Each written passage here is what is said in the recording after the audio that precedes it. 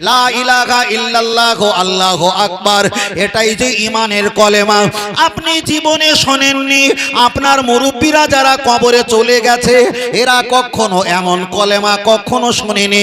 নতুন করে যারা লা ইলাহা ইল্লাল্লাহ আল্লাহু আকবার বলছে, মুহাম্মাদুর রাসূলুল্লাহ তারা কেটে তুলে দিয়েছে। তাহলে প্রমাণ পাওয়া গেল ওরা আলেম নামীয় দাজ্জাল আর কাজ্জাব। প্রমাণ পাওয়া গেল ওরা আলেম নামীয় ইহুদি আর খ্রিস্টানদের চর। ঠিক না বেঠিক? আমার বাতির একটা বার আগিয়ে চলে যাওয়া যাক, লক্ষ্য করে দেখা যায় নবী প্রচার করেছে কি?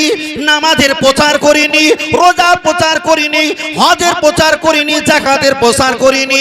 আল্লাহর নবী প্রথম প্রচার করেছিল লা ইলাহা ইল্লাল্লাহ মুহাম্মাদুর রাসূলুল্লাহ, লা মান ক্বালা লা ইলাহা ইল্লাল্লাহ ফাদাখালাল জান্নাহ।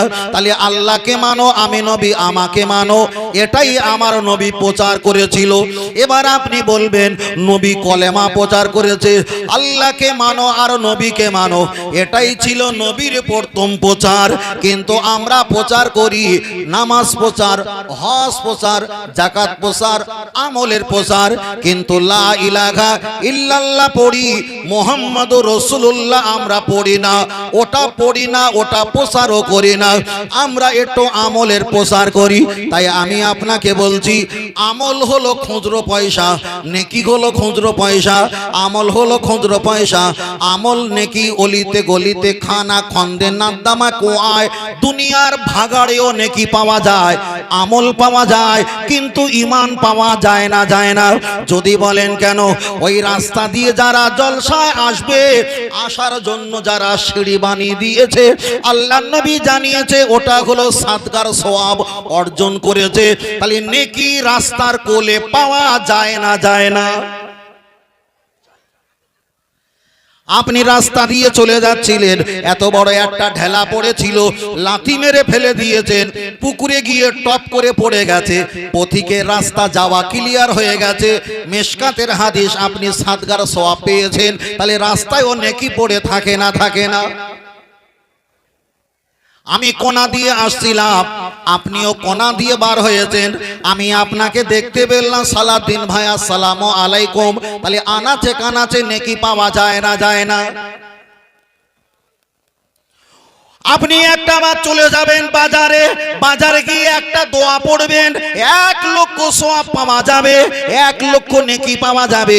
আপনি বাজারে এই আমলটা করলে লক্ষ লক্ষ লক্ষ নেকি পাওয়া যায়। তাহলে নেকি আর আমল অলিতে গলিতে রাস্তা খানা খন্দে পাওয়া যায়। ওরা নেকির লোভ দেখায়, আমলের লোভ দেখায়। ফের বলছি, নেকির লোভ দেখায়, আমলের লোভ দেখায়। নেকি আর আমল নিয়ে জান্নাত পাওয়া সম্ভব নয়। ভিতরে যদি ঈমান থাকে, আল্লাহর দয়ার জান্নাত পাওয়া সম্ভব। জোরে বলেন, আর একটু জোরে হবে না? এবার বলেন, জান্নাত পাবেন কি দিয়ে? নেকি আমল দিয়ে না ঈমান দিয়ে? ঈমানের কথা বলে না আমলের কথা বলে? জি জি জি, আমলের কথা বলে। ঈমানের কথা বলে না নেকির কথা বলে? নেকির কথা বলে। মানে নেকি আর আমলও বোনাস নিয়ে এসছে। কিন্তু লা ইলাহা ইল্লাল্লাহর পরে মুহাম্মাদুর সাল্লাম, ওটা হলো ঈমান। একবারও বলে যে মুহাম্মদ সাল্লামকে মনে প্রাণে সব চাইতে ভালোবাসতে হবে? ওটা বলবে না, ওটা বলবে না। নামাজ, আমি যদি নামাজের এগনেস্টে ওয়াজ করি ঘন্টাখানেক, শুনলে আপনার মাথা ঘুরে যাবে। বলে হুজুর কয় কি? বলে যে যত ভালো তার এগনেস্টে আবার অনেকের রিপোর্টও আছে। রিপোর্ট নেই? কারেন্ট তো বিশাল ভালো, কিন্তু কারণ জীবনে ছেলে মেয়ে বউ বাচ্চা পাগল ছাগল কারো ছাড়ে? কারো ছাড়ে না। আল্লাহ আকবার, আল্লাহ। চলেন একটা বার আগিয়ে যাওয়া যাক। লক্ষ্য করে দেখা যায় আমার নবী যখন দুনিয়াতে এসেছিলেন, দুনিয়াতে এসেছেন, ঈমানের কলেমা সাহাবারা পড়ে ঈমান এনেছেন। তখন আল্লাহ পাক আমার নবীর প্রতি নামাজ দেয়নি, নামাজ দেয়নি, ঈমানের কলেমা পড়ে ঈমান এনেছেন। অনেক বছর পর সিদরাতুল মুনতাহা আরশে আজিমে আমার নবী চলে গেছেন। আমার আল্লাহ আমার নবীকে নামাজ দিয়েছেন। তাহলে নবী দুনিয়াতে এসেছেন আর সিদরাতুল মুনতাহা আরশে আজিমে গেছেন, এর মাঝখানে নামাজ ছিল না, নামাজ ছিল না। নবীর হাতে হাত দিয়ে যারা কলেমা পড়ে মারা গেছে, তারা নামাজ কানে শোনেনি, চোখে দেখেনি, এবার বলেন তারা জান্নাতি না জাহান্নামী? দ্বিতীয় নাম্বার আগিয়ে চলে যাওয়া যাক। আল্লাহ নবী দুনিয়াতে এসেছেন, অল জিবালা জিবালা, পাহাড়ের উপরে নবী আমার বসেছেন। জিবরিল আমিন কোরআনের 5টা আয়াত নিয়ে আল্লাহ নবীকে জড়িয়ে দিলেন। ইকরা ইকরা, কহ দো বাতা দো, পড়ো পড়ো, বিসমি নামে রব্বিকাল্লাযী খলাক, যিনি তামাম কুল কায়নাত সৃষ্টি করেছেন তানার নামে আপনি পড়েন পড়েন। আমার নবী তেলাওয়াত করা শুরু করলেন। আল্লাহ নবী দুনিয়াতে এসেছেন, ইমানের কলেমা পড়িয়ে মুসলমান বানিয়েছে। অনেক বছর পর জিবরাইল কোরআন নিয়ে নবীর প্রতি হাজির হয়েছে। এর মাঝখানে আবাল বনিতা, ছোট বড়, কিশোর কিশোরী, দরমিয়ান মাঝারি, রোগে শোগে বিভিন্ন কারণে মৃত্যুবরণ করেছে। রসুল পাহাড়ে গিয়ে কোরআন নাজিল পেয়েছে, ওই কোরআন নাজিল হওয়া পর্যন্ত তারা বয়স পায়নি। অনেক ব্যক্তি মারা গেছে, তাহলে রসুলের অনেক সাহাবারা কোরআন পেল না, অনেক সাহাবারা নামাজ পেল না। তা একটাবার হিসাব করে বলেন, কোরআন পায়নি, নামাজ পায়নি, আপনি কি তাদের জাহান্নামী বলবেন? তাহলে কোরআন পায়নি, নামাজ পায়নি, ওরা জাহান্নামী বলা যাবে না। তার কারণ আল্লাহ নবী জানিয়েছে, লা তাসুম্মুন নার, ওই ব্যক্তি জীবনে জাহান্নামে যাবে না। মাররানি, যারা আমার হাতে হাত দিয়ে ঈমানের কলেমা পড়েছেন। আল্লাহ নবী পরে জানিয়ে দিয়েছে, আমার সাহাবীরা জেনে রেখে দাও, মান আসানি, কেউ যদি আমাকে সরিয়ে দেয়, ফাকাদ আসাল্লাহ, আমার আল্লাহ তাকে সরিয়ে দেবে। মান আতানি, কেউ যদি আমি মুহাম্মদ আমাকে যদি একটাবার মেনে নেয়, বুকে জড়িয়ে নেয়, ইত্তেবা করে নেয়, ফাকাদ আতাল্লাহ, আমাকে মেনে নেওয়ার কারণে আমার আল্লাহকে মেনে নেওয়া হয়ে যাবে। তাহলে এখানে কোরআন আর নামাজ আসার প্রশ্ন জাগে না, নবীকে মানলে আমার আল্লাহকে মানা হয়ে যায়। আর একটু জোরে হবে না? তাহলে কোরআন হলো আমল, হেদায়েতের পথ। নামাজ হলো বড় ইবাদত, মানে বড় আমল, বড় ইবাদত, বড় আমল। কিন্তু নামাজ, অনেক ব্যক্তি রাসূল পাকের লাশ চুরি করতে গিয়েছিল, তারাও নামাজ পড়েছিল না পড়েনি? আগের কথা বললেন, ইহুদিরা খ্রিস্টানেরা তারাও কোরআন পড়ছে মুসলমানের মেয়ের সঙ্গে প্রেম করার জন্য, তারা কোরআন পড়েনি না পড়েনি? তাহলে কোরআন আর নামাজ পড়ে কি ইমানদার হওয়া? তাহলে ইমানদার চিনতে গেলে কোয়ালিটি কি হবে? মুহাম্মদ সাল্লাল্লাহু আলাইহি ওয়াসাল্লাম। কথা বুঝতে পারছো? ও কোরআন দেখিয়ে নামাজ দেখিয়ে পাগল হলি হবে না। আপনি যখন কলকাতা যাবেন, কত টুপিওয়ালা প্যান্ট শার্ট পরে ঘুরছে, সবাইকে আপনার সালাম দেবে না, কেন? ওরা কাদিয়ানি। কাদিয়ানি মোহাম্মদ সাল্লাল্লাহু আলাইহি ওয়াসাল্লামকে মানে না, মানে গোলাম আহমদ কাদিয়ানিকে নবী বলে মানে। ওই জন্য আমাদের শার্ট কাট দেখলি না, ওরা গাঁই গাঁই করে ছুটে পালায়। ও হারাম করে আমাদের সালাম দেবে না, কেন? আমরা ওদেরকে কাফের বলি। নবীকে বাদ দিয়ে অন্য কাউকে নবী বললে সে কি ইমানদার? ওই জন্য কলকাতা কত বিহারি মাথা টুপি আর শার্ট গেঞ্জি গায়ে দিয়ে আছে, দাঁড়িয়ে আছে, আপনি মনে বললেন ও কত সুন্দর নামাজি মুসল্লি, কিন্তু হিসাব করে দেখো বেশিরভাগ কাদিয়ানি। তাহলে টুপি দেখে ঘুরলে হবে না, দাড়ি দেখে পাগল হলে হবে না। কে তোমাকে সালাম দিয়েছে, সালামের জবাব দিয়ে ভাইজান ভাইজান করে গায়ে মাখলে হবে না, কেন? সব জিনিস গোলা জড়ানো ভালো না। বাঘও মাঝে মাঝে হরিণের গোলা জড়ায় না, জড়ায় না। ও গোলা জড়ানি ভালো না খারাপ? খারাপ। আল্লাহ আকবার। ও আমার ভাইরা, বাবাজিরা, একটা বার আগিয়ে যাওয়া যাক, লক্ষ্য করে দেখা যায়, তাহলে নামাজ আসার আগে, কোরআন আসার আগে আল্লাহ পাক আমার নবীকে দুনিয়াতে পাঠিয়েছেন। এবার আর একটা হিসাবটা খেয়াল রাখবে, ভুলে গেলে হবে না, তাহলে লস হয়ে যাবে। হিসাবটা আমি আপনার কাছে একটু আগিয়ে দেই, লক্ষ্য করে দেখা যায় আল্লাহ নবী মক্কা থেকে মদিনা চলে গিয়েছিল। কিসের জন্য চলে গিয়েছে হিসাবটা দেই। নবী নামাজ পড়তে বলেছেন, মক্কা থেকে মদিনায় চলে যায়নি। যত নবী মার খেয়েছেন নামাজের জন্য অতটা মার খায়নি। নবী রোজা রাখতে বলেছে, নবীকে মারেনি। নবী যাকাত দিতে বলেছেন বলে আল্লাহ নবীকে মারা হয়নি। নবী ফিতরা দিতে বলেছেন বলে আল্লাহ নবীকে মারা হয়নি। নবী কুরবানি দিতে বলেছেন বলে আমার নবীকে একবারও মারেনি। হিসাবটা ভালো করে মিলিয়ে নেবেন। আল্লাহ নবীকে কখনো দেখা যায় নামাজটার জন্য 99% মার খায়নি, 1% মার খেয়েছে।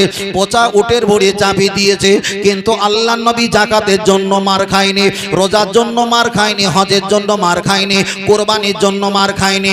আল্লাহ নবী যতটা মার খেয়েছে, কষ্ট পেয়েছে, মক্কা থেকে আর মদিনায় তো চলে যেতে হয়েছে একটা কথা বলার বিনিময়।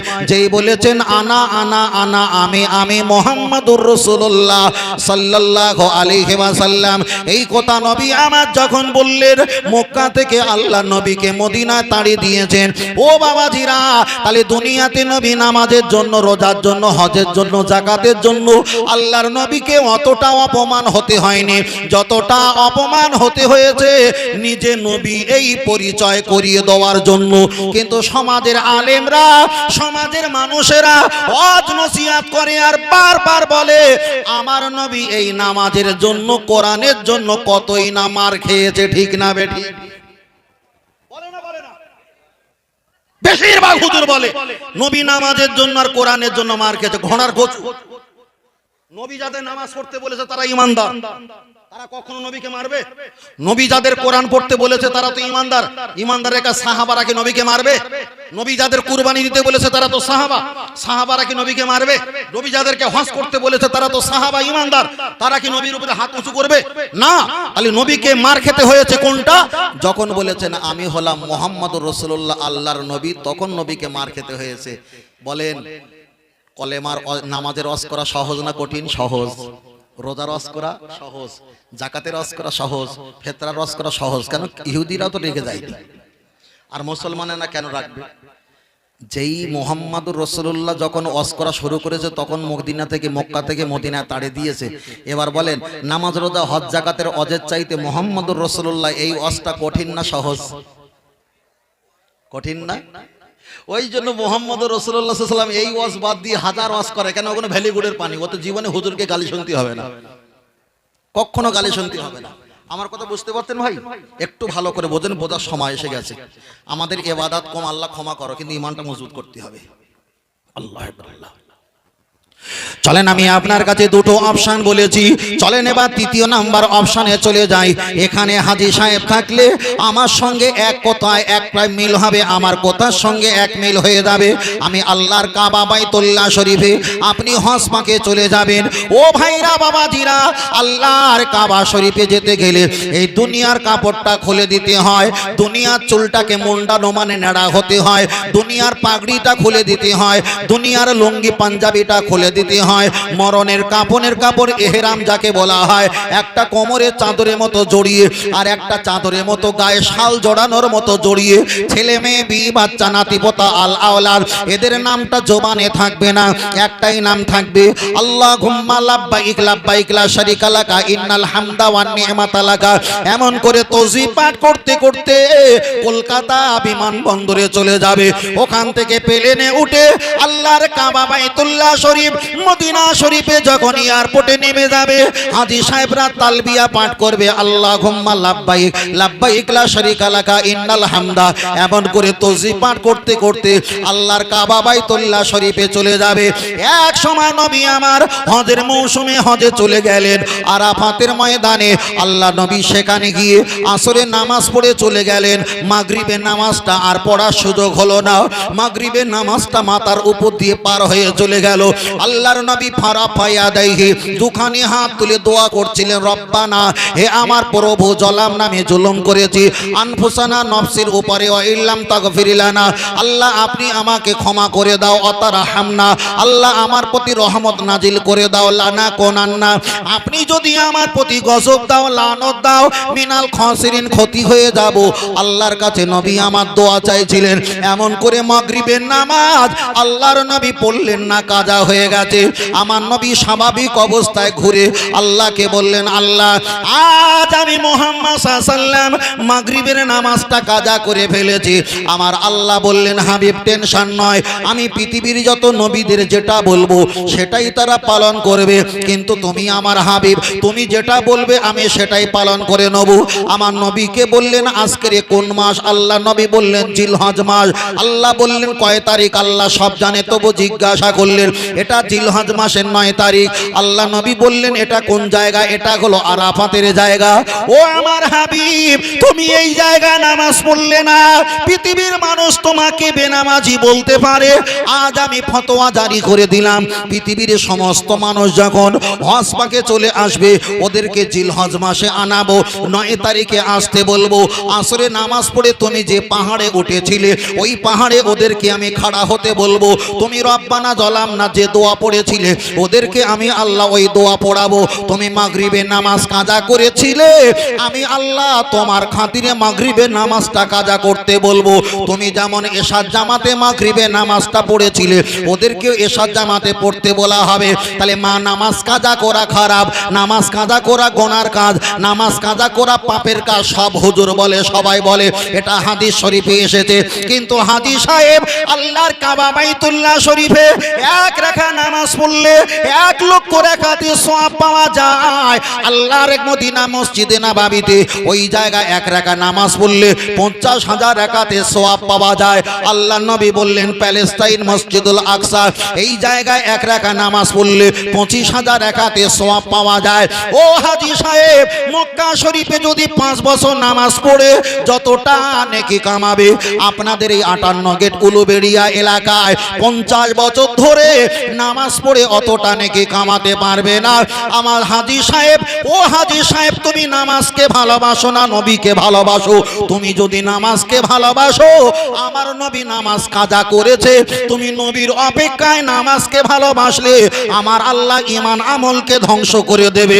আমার নবীর দিকে তাকিয়ে আরাফাতের ময়দানে নামাজটা কাজা করতে হবে। তাহলে নামাজ পড়লে ঈমানদার হওয়া যায় না, নবীর দিকে তাকিয়ে নামাজ কাজা করলে ইন কুনতুম মুমিনিন, তখন তো ঈমানদার বলে প্রমাণ হয়ে যায়। আর একটু জোরে হবে না? আমি ফের বলছিলাম, নামাজের এগেনস্টে যদি বলি ঘন্টাখানে কেমন ধনা ধনে দেবো, নামাজের ওয়াজ জীবনের মতো বন্ধ হবে। তবে না, আফদালুল ইবাদাত ইবাদাতিস সালাত, সবচাইতে বড় ইবাদত হলো নামাজ। আমি বোঝাতে চেয়েছিলাম নামাজ কাজা পড়া জায়েজ, আবার কাজা তোলাও জায়েজ। যদি কেউ বলে আমি জীবনে নামাজ কাজা করিনি আর এখানে কাজা করব না, ওই 1 হাত সেলাই করতে গিয়ে 5 হাত ছিঁড়ে যাবে, যাবে না? এবার বলেন ঈমান কোথায়? ঈমান নামাজে না মুহাম্মাদে সাল্লাল্লাহু? ঈমান কোথায়? মুহাম্মদ সাল্লাল্লাহু আলাইহি ওয়াসাল্লাম বলছেন ঈমান। হাদিস রাসূল বলছেন লা ইউমিনু আহাদুকুম হাত্তা আকুনা আহাব্বা ইলাইহি মিন ওয়ালিদিহি ওয়া ওয়ালাদিহি ওয়ান নাসি আজমাইন। তোমরা অতক্ষণ পর্যন্ত ঈমানদার নেই হয়ে सकता, হতে পারবে না যতক্ষণ না পর্যন্ত তোমার ছেলে মেয়ে, তোমার বাপ মা, আমওয়ালাহুম টাকা পয়সা, আনফুসাহুম জীবন জৈবন অর্থ সম্পদ, এক কথা সর্বাপেক্ষা আমার নবীকে না ভালোবাসতে পারবে, সেই ব্যক্তি কখনো ঈমানদার হতে পারবে। একজন নামাজ পড়ছে আর বলছে মুহাম্মদ তো হলো আমাদের মতো সাধারণ একজন লোক, উনিও বিয়ে করেছে, আমরাও করেছি, ওনারও হাত নাক মুখ আছে, আমাদের হাত নাক মুখ আছে, উনিও পায়খানা করে, আমরাও করি, উনিও বাচ্চা জন্ম দেয়, আমরাও বাচ্চা জন্ম দিয়েছি। এ নামাজ পড়ে কি হবে? ওর থেকে মদ খেয়ে সারা রাত শুয়ে থাকে। কথা বোঝেননি? সোজা কথা, মদ খেয়ে সারা রাত শুয়ে থাক, নেশার ঘরে শুয়ে থাকবি, গোনা হবে, অন্তত ঈমানটা বাঁচবে। কথা বোঝাতে পেরেছি? একজন জলসায় আসতে নবী দিবসের চাঁদা, এখন বাবাজি মসজিদ থেকে বার হয়েছে, কমিটির ছেলেরা মনে করে চাচা তো বিরাট নামাজ পড়ে, এনার কাছে যদি আমরা একটু কালেকশনের কথা বলি তাহলে বিরাট টাকা দেবে, ছেলেকা বিরাট আশা। তা চাচার কি হচ্ছে? চাচা আসসালামু আলাইকুম সালাম, অমুক জায়গা থেকে হুজুর আসছে, আমরা নবী দিবসের জলসা দেবো, যেটা প্রতি বছরে দেই, তা আপনার তো আমরা 500 টাকা ধরেছি, আপনি টাকা দেন। না, আমি টাকা দেবো না। কেন? তোরা জলসা দিয়েছ, নামাজ কালাম কিছু পড়িসনি, আমি টাকা দেবো না। টাকা দেয়নি। জলসা দিস আর না দিস ও লোকে যায় আসে না, যায় আসে না। একজন মদখোর রাস্তা দিয়ে যায়, পাড়া সবচাইতে এ গ্রেড মদখোর, তারে বলছে এই মদখোরের কাদের কি টাকা নেবি, নেশাপানি করে, তো দেখ কি দেয় দেখ। বলছে চাস্তো ভাই দাঁড়াও, জলসা হবে শুনেছো তো? বলে হ্যাঁ শুনলাম। তা বলছে অমুক হুজুর আসছে, তা জিজ্ঞেস করছে আমার কত ধরেছিস? তা বলছে তুই কত দিই বল। তা বলতে আমি 200 টাকা দেবো। তা ঠিক আছে 200 টাকা। তা বলে আমি এখন মাল খেয়ে আসি, আমি কিন্তু টাকা দেবো না, আমি সন্ধ্যাবেলা চায়ের দোকানে আসবো, বিকেলবেলা ঘুমাবো, আমি পরিষ্কার পরিচ্ছন্ন হয়ে আসবো, সন্ধ্যাবেলা এসে একদম বাপের কিনে মার কিনে যা কিনে খেতে হয় আমি টাকা তোদের দিয়ে দেবো। ওই মদখোর ব্যক্তিটা সন্ধ্যাবেলা এসে কমিটির লোক আর খোঁজেনি, উনি কমিটির লোকের খোঁজে নিয়ে 200 টাকা দিয়েছে। আপনি বলেন কাকে মুনাফিক বলবো আর কাকে ইমানদার বলবো? আপনি নামাজ দেখে পাগল হয়েছিলেন না যে নামাজ থেকে বার হয়েছে 2.5 টাকা দেবে? নামাজ দেখে পাগল হয়েছিলেন তো, টুপি দেখে পাগল হয়েছিলেন না? পাগল হয়েছেন, কাজ হয়েছে? ধর্মের জন্য কে? ধর্মের জন্য শহীদ যদি হতে হয় সাধারণ ছেলেরা কোনো ইসলামের জন্য শহীদ হয়েছে। আই লাভ মোহাম্মদ ব্যানার টাঙিয়েছে সাধারণ ছেলে, কই একটাও নামাজি মুসল্লি 2 টাকা দিয়েছিল যে 50 টাকা দিয়েছে ব্যানার খরচা নেই?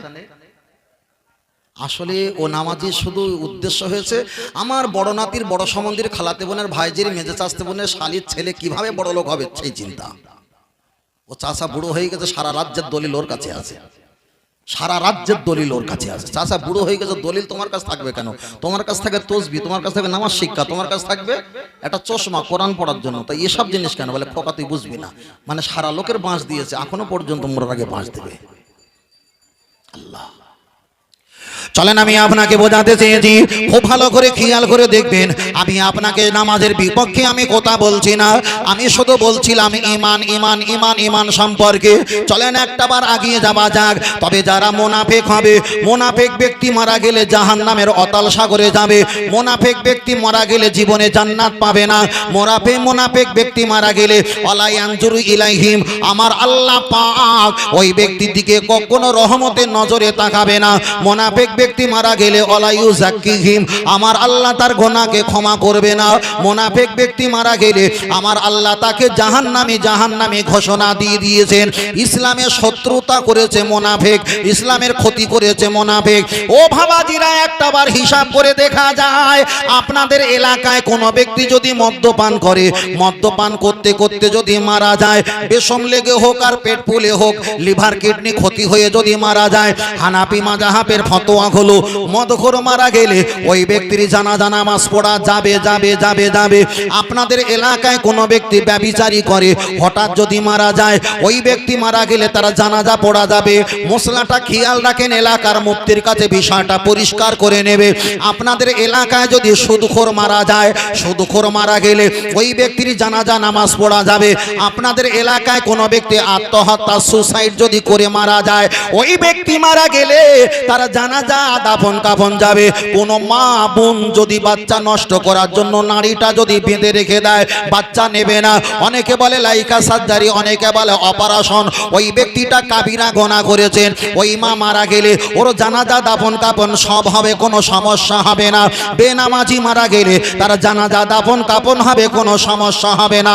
কিন্তু আল্লাহর কোরআন জানিয়ে দিয়েছেন, আল্লাহ তুসাল্লি আলা আহাদিম মিনহুম মাতা আবাদা।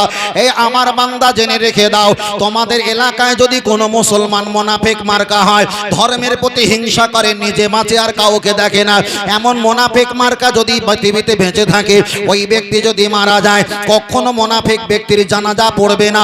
আমার আল্লাহ হারাম করে দিয়েছেন, আল্লাহর কোরআন পড়ে জানিয়ে দিয়েছেন, আল্লাহ তাকুম আলা কবরিহি, মুনাফিক ব্যক্তি যদি মারা যায়, ওই ব্যক্তির কবরের কাছে যাওয়া আমার আল্লাহ হারাম করে দিয়েছে। আল্লাহর কোরআন পড়ে বললেন, ইস্তাগফির লাহুম আও লা তাস্তাগফির লাহুম, মুনাফিক ব্যক্তি যদি মারা যায়, ওর কবরের কাছে গিয়ে দোয়া দরুদ পড়া আমার আল্লাহ হারাম করে দিয়েছে। আমার আল্লাহর কোরআন পড়ে জানিয়ে দিয়েছেন, মুনাফিক ব্যক্তি যদি মারা যায়, ইন তাস্তাগফির লাহুম সাবিনা মাররাতান, ওই ব্যক্তির জন্য যদি 70 বার হাত তুলে যদি দোয়া করা হয়, আমার আল্লাহ পাক ওই ব্যক্তির দোয়া কবুল করবে না, করবে না। ও ভাইরা বাবাজিরা, এতকাল ওয়াজ শুনেছেন মদখোর মারা গেলে তার জানাজা পড়া যাবে না। আজকের ওয়াজ আমি পাল্টে দিলাম, মদখোর মারা গেলে, জেনাখোর মারা গেলে, ব্যভিচার মারা গেলে, আত্মহত্যা সুসাইড করে মারা গেলে, কেউ মার্ডার হয়ে হত্যা হয়ে মারা গেলে, মায়েরা যদি অপারেশন বাচ্চা বন্ধ করতে গিয়ে যদি মারা যায়, বেনামাজি যদি মারা যায়, ওই ব্যক্তি মারা গেলে তার জানাজা দাফন কাফন দেওয়া যাবে। খোদার কসম, আল্লাহর কোরআন জানিয়েছে, মুনাফিক ব্যক্তি যদি মারা যায়, তার দাফন দেওয়া হারাম, কবরের কাছে যাওয়া হারাম, দোয়া দরুদ পড়া হারাম, তার জন্য দোয়া চাওয়া আমার আল্লাহ আল্লাহ হারাম করে দিয়েছে। তাহলে প্রমাণ হয়ে গেল যিনি চাঁদা দিল না, ধমক দিয়েছে, ওই ব্যক্তি মুনাফিকি কাজ করেছে। আর যিনি মদখোর, নামাজ পড়লো না, আল্লাহর দেখা যায় কোরআনের মাহফিলে, হাদিসের মাহফিলে, মাদ্রাসার উন্নতি কল্পে 200 টাকা দিয়েছে, ওই ব্যক্তি মারা গেলে জানাজা পড়া যাবে। তাই আল্লাহ নবী হাদিস শরীফে বললেন, লা ইয়াবকা মিনাল ইসলামি ইল্লা ইসমুহু। তোমরা টুপি দাড়ি দেখে মনে করবে মুসলমান, কিন্তু আমি আল্লাহ, আমার খাতায় লেখা থাকবে বেঈমান। ঠিক না বেঠিক? তোমরা নাম দেখে আর লোগো দেখে মনে করবে যে এই ব্যক্তিটা বিরাট বড় মুসলমান, বিরাট বড় হুজুর, কিন্তু রাসূল বলেছে আল্লাহর খাতায় লেখা থাকবে বেঈমান। হসপাকে এখন চাচা বুড়ো হয়ে গেছে, বুড়ো হওয়ার আগে খোলে খোলে খোলে খোলে জমি জায়গা বিক্রি করে হিসাব বলতে শোনেন। অসুবিধা আছে নাকি? অসুবিধা হচ্ছে নাকি? না পাল্টে দেবো? ঠিক আছে তো, যা হচ্ছে যার কপালে বাঁশ পড়ছে ভালো করে পড়ুক, তাই তো? হয় শাহরুখ না শরুখ। মাশাআল্লাহ, কেন 2 বছর তো খাওয়া হয়ে গেছে, আবার এই বছর 3 বছর। হ্যাঁ কি বড় ভাই, 3 বছর। আবার যদি ভালো করে বাঁশ যদি পড়ে না, 1 বছর বাদ দেবে, ফের তো আসবো। তোরা দাওয়াত করতে না ভুল করবি, কিন্তু আমি আসতে ভুল করবো না। দাড়িতে লেখা আছে, আমি জানি। তাকবীর দেন, নারে তাকবীর। বালিশ দেবো, বালিশ, ঘুমাও ঘুমাও। তাকবীর দেন, নারে তাকবীর। পিছন থেকে ছেলেরা আমার বাবাজিরা তাকবীর দেন, নারে তাকবীর। হয়নি একটু হাত তোলেন, দিন একটু হাত তোলেন, হাত তোলেন, হাত তোলেন। নারে তাকবীর, নারে তাকবীর। আহলে সুন্নাত আল জামাত, আহলে সুন্নাত আল জামাত, মদিনা মক্কা শরীফ, আল কোরআনের আলো, আল হাদিসের আলো। নারে তাকবীর। মাশাআল্লাহ। আমরা গরিব না ধনী? বড় ভাই কথা বলেন, আমরা গরিব না ধনী? আমরা শুধু ধনী না, জামা নাড়া যাবে, ধনী ধনী। কি ধনী? ধনী না। আমাদের ভারতবর্ষে সবচাইতে নাকি বিরাট বিখ্যাত ধনী লোক, সেটাকে ওই মূর্খ আম্বানি নাকি একটা নাম আছে না, এখন আম্বানি, ওর নামটা নিতে ভয় লাগে আমার। সে কিন্তু মুসলমানের অকাপ সম্পত্তির উপরে ঘর বেঁধে বসে আছে। তাহলে ধনী তো বাপ, আমরা ধনী তো? বুক চাপড়ে বলো আমরা ধনী। আমাদের মাল যে না খায়নি সে মানুষ না। হিসাব করে কলকাতা বেশিরভাগ 5%-এর ভিতরে 3% আমাদের জায়গা, আমরা ধনী, আমরা ধনী। আবার ধনী কিসে? আমার দাদাদের 6টা করে ছেলে পিলে। কটা? আমার নানার 6টা না 7টা ছেলে মেয়ে, মানে মা মামি। কিন্তু আমাদের হয়তো 2-3টে করে হয়েছে, কিন্তু তাদের সংখ্যা বেশি ছিল না কম ছিল? তাদের জমি জায়গা কম ছিল না বেশি ছিল? আর আমাদের ছেলে পিলে কম, জমি জায়গাও। কি নিয়ামত! তা জিজ্ঞেস করছে, আমি দোকানে বসে আছি, আমার বলছে খোকা শোনোছো? বলে কি? তা বলছে তোমার এই মা মামি 6টা, তা ওই কারণে ভোটার নাম ঘুরে এসছে, ডি ভোটার হয়ে যাবে। বলে কেন? আমার নানার ইচ্ছা ছিল, নানির শখ ছিল কটা বাচ্চা নেবে, তা তাতে অসুবিধা কি হয়েছে? তা বলছে না, এ ঠিক হবে না, নাকি বাদ পড়ে যাবে। আচ্ছা বলেন তিনি, আমরা এই 6টা বাচ্চা নিয়ে কি আমরা ভুল করেছি না ঠিক করেছি? ঠিক করেছি না? ঠিক করেছি। তার কারণ আমরা তো 17 বছর হয়ে যায় রেজিস্ট্রি করে রাখি, 18 বছর হওয়ার 2 মাস আগে থেকে আমরা বিয়ে কমপ্লিট করে ফেলি। ঠিক না বেটি? তার ভেতরে ভেতরে তো হচ্ছে, আলহামদুলিল্লাহ হচ্ছে, কোনো অসুবিধা নেই। তাহলে আমরা 18 বছরও যদি বিয়ে করি, আমাদের বয়স যদি 60 বছর হয়, আমাদের কচি কাঁচা 8-10টা হবে তো স্বাভাবিক। আর কেউ যদি 35-40 বছরে যদি বিয়ে করে, ওর বয়স যদি, ছেলের বয়স যদি 20 বছর হয়, বাপের বয়স কত হবে? কথা বলে না, 60 বছর হবে। কাকা বিয়ে করেননি কেন? না, জমি কিনেছিলাম, বাড়ি করেছিলাম, অফিস করেছিলাম, চাকরির জন্য 13 বছর ঘুরেছিলাম, নিজের পায়ে নিজে দাঁড়াবো, তারপরে বিবাহ শাদী করব। তা ভালো তো, তুমি নিজের পায়ে নিজে দাঁড়িয়েছো, 60 বছর বয়স হয়ে গেছে, একটা ছেলে নিয়েছো, 60 বছর পরে আর তো নিজের ইচ্ছা দাঁড়ায় না, তাহলে বাচ্চা কি আর হবে? আর হবে না। কিন্তু আমাদের তো তৎক্ষণ তো চাষ করা হয়ে গেছে, হয়ে গেছে না, ফসল তোলা হয়ে গেছে। আমরা গরিব না ধনী? আমাদের বুদ্ধি বেশি তো। সাদা গোশ খেলে বাচ্চা কম হয়, লাল গোশ খেলে বাচ্চা বেশি হয়। মোদ্দা কথা, খাবি খা, না হয় দূর হয়ে যাবে।